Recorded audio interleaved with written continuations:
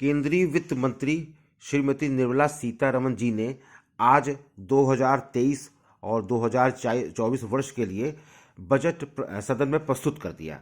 आइए जानते हैं डॉक्टर एनसी अग्रवाल जी से, जो आईसीएआई की प्रोफेशनल डेवलपमेंट कमेटी यानी पीडीसी की इलाहाबाद शाखा के अध्यक्ष हैं। उनसे जानते हैं कि इस बजट में क्या महत्वपूर्ण चीज़ें हैं। अग्रवाल साहब, ये बताइए, ये इस बजट को लोग सुनने के बाद कह रहे हैं कि ये परफेक्ट बजट है। क्या आपको लगता है कि ये परफेक्ट बजट है, किसी को आकर्षित करेगा, या इसमें सारी चीज़ें हैं जो सभी के लिए हैं? क्या अपनी नज़र से आप इसको किस रूप में देखते हैं?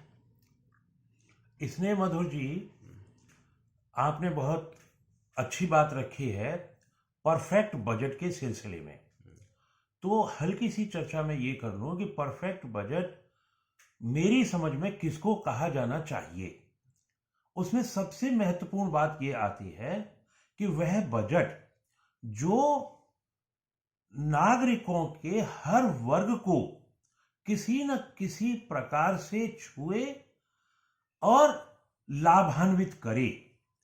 इसी के साथ साथ वह कल्याणकारी राष्ट्र में, हमारे देश में सरकार के खर्चों, सरकार की कल्याणकारी योजनाओं और देश के मूलभूत ढांचे को विकसित करने के लिए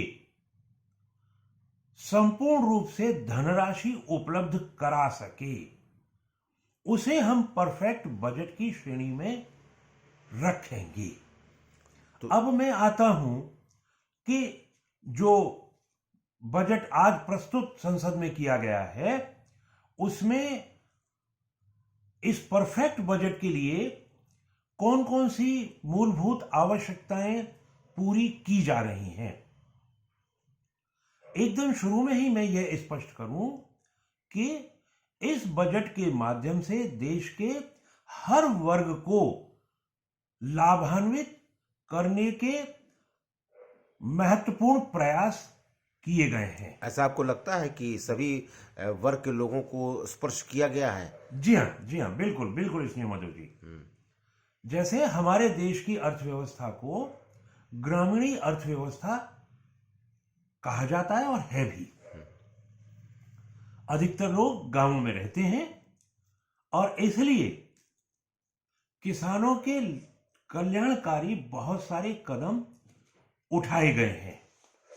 और वो जो कल्याणकारी कदम उठाए गए हैं, उसमें एक तो ये महत्वपूर्ण कदम उठाया गया है कि युवा जो कृषि की ओर, गांव की ओर जाना नहीं चाहता, वहां रहना नहीं चाहता,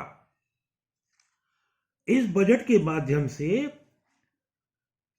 एग्रीकल्चरल एक्सेलरेटर फंड की स्थापना की जाएगी, जो युवा एंटरप्रेन्योर्स को कृषि के क्षेत्र में स्टार्टअप के रूप में संलग्न कर सके। यानी गांव से पलायन रोकने के लिए ये बिल्कुल सही है। गांव से पलायन रोकने के लिए यह कदम उठाया गया है। और साथ ही साथ वर्ष प्रतिवर्ष जो कदम उठाए जा रहे हैं, गांवों तक बिजली पहुंच रही है, गांवों तक सड़क पहुंच रही है, और जिसका आजकल सबसे ज्यादा उपयोग हो रहा है, इंटरनेट की सुविधा, वो भी वहां पर पहुंच रही है। तो जो शहर के लाभ थे वो गांव में भी उपलब्ध हो रहे हैं। और कृषकों के लिए बहुत सारी लाभकारी योजनाएं भी लागू की गई हैं। तो कृषि के अलावा अन्य सेक्टर्स को भी टच किया गया है? जी हाँ, बिल्कुल इसने मधु जी टच किया गया है। जैसे एक तो ये कि गरीब के हित के लिए जो फूड ग्रेन की सुविधा मिल रही थी, उसकी अवधि और अधिक बढ़ा दी गई है। शेड्यूल्ड ट्राइब्स के सिलसिले में भी विकास मिशन की एक योजना विशेष रूप से लागू की जा रही है, जिसके अंतर्गत 15,000 करोड़ रुपए 3 वर्षों में खर्च किए जाएंगे। देश में नेशनल डिजिटल लाइब्रेरी स्थापित की जाएगी, जो मैं समझता हूं कि इंफॉर्मेशन के क्षेत्र में बहुत ही महत्वपूर्ण परिवर्तन लाएगी। ट्रिमेंडस चेंजेस उसकी वजह से आएंगे। शिक्षा के दृष्टिकोण से नौकरी भी मिलेगी, जो सरकार की योजना के तहत एकलव्य स्कूल चलते हैं, उसमें 38,800 अध्यापकों की नियुक्ति करने का लक्ष्य रखा गया है। अब क्योंकि रेलवे का अलग से बजट नहीं आता, इसलिए रेलवे के संबंध में भी प्रावधान इसी में है।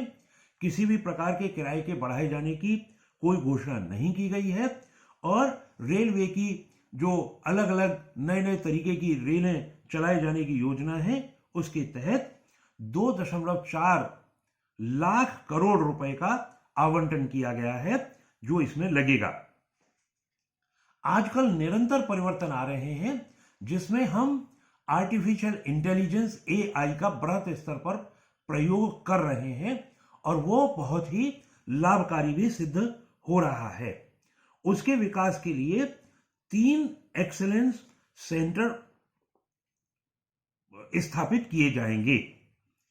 इसी के साथ साथ व्यवसायियों के दृष्टिकोण से एक तो 42 केंद्रीय अधिनियमों में संशोधन किया जाएगा जिससे कि ईज ऑफ बिजनेस जो कहा जाता है वो व्यवसाय को मिल सके। साथ ही MSME सेक्टर के लिए यह कहा गया है कि यदि वे नेचुरल कैलामिटी से किसी भी तरीके से प्रभावित हैं तो उन्हें अलग से राहत प्रदान की जाएगी। कोर्ट की दशा में, न्यायालय की दशा में भी ई-कोर्ट का प्रचलन बहुत अधिक रहा है और वो लाभकारी भी सिद्ध हो रही है बहुत सी दशाओं में। उसके लिए भी 7,000 करोड़ रुपए का आवंटन किया गया है। इसी के साथ साथ स्किल इंडिया इंटरनेशनल सेंटर्स की 30 सेंटर की स्थापना की जाएगी जो देश में विशेष रूप से युवाओं में स्किल को विकसित करने के केंद्र बनेंगे। वित्तीय क्षेत्र में नेशनल फाइनेंशियल इंफॉर्मेशन रजिस्ट्री की स्थापना की जा रही है जो मुझे लगता है कि जो वित्तीय लेन देन बहुत सारे होंगे उनकी जानकारी वहां पे एकत्रित होगी और लगता है कि कुछ लेन देनों का पंजीकरण अनिवार्य किया जाएगा। साथ ही देश में बैंकिंग सेक्टर बहुत ही महत्वपूर्ण है। वो सारी पूरी अर्थव्यवस्था को बैंकिंग सेक्टर के माध्यम से चल रही है। उसमें भी बैंकों की गवर्नेंस अच्छी हो सके और जो इन्वेस्टर्स हैं उनके हितों की रक्षा की जा सके, उसके लिए बैंकिंग रेगुलेशन एक्ट जो 1949 में बनाया गया था उसमें भी संशोधन किए जाएंगे। तो इस तरह से देख रहे हैं कि हर क्षेत्र में कुछ न कुछ काम किया है, सरकार ने काम करने की कोशिश की है, लोगों को मदद करने की कोशिश की है। तो आपने तो पिछले करीब 30 सालों से बजट देख रहे हैं जी, और कम से कम 8-10 वित्त मंत्रियों, प्रधानमंत्रियों के बजट देखे हैं। आपको लगा कि कभी इस तरह कोई परफेक्ट बजट या इससे मिलता जुलता कोई बजट कभी आपकी निगाह में आया है जो काफी लोकप्रिय हुआ हो? बजट जो भी हर वर्ष आते हैं वो निश्चित ही देश की अर्थव्यवस्था में बृहत स्तर पर फंड्स का इन्फ्यूजन करते हैं और इसलिए देश में कुछ न कुछ प्रगति होना स्वाभाविक है।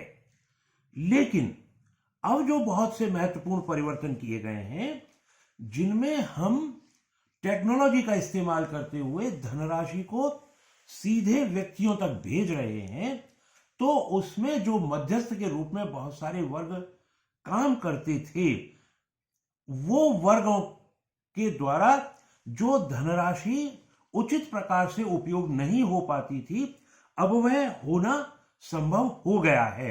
अच्छा, थैंक यू वेरी मच कहते हैं अग्रवाल साहब। आपने बता दिया कि काफ़ी हद तक ये परफेक्ट बजट की तरफ ही है। ये बहुत बहुत शुक्रिया आपका।